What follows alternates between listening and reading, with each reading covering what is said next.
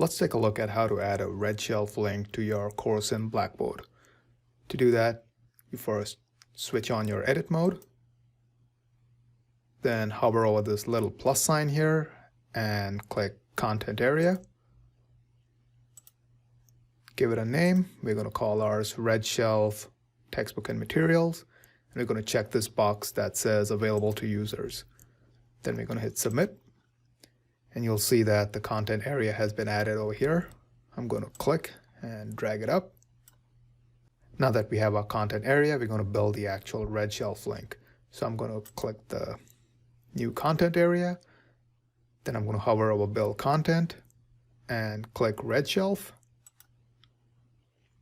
I'll give this a name.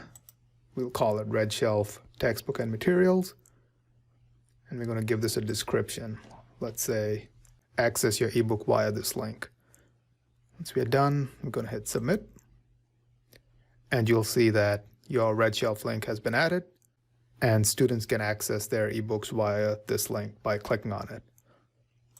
So if the student were to click the RedShelf link, it would take them directly to the ebook.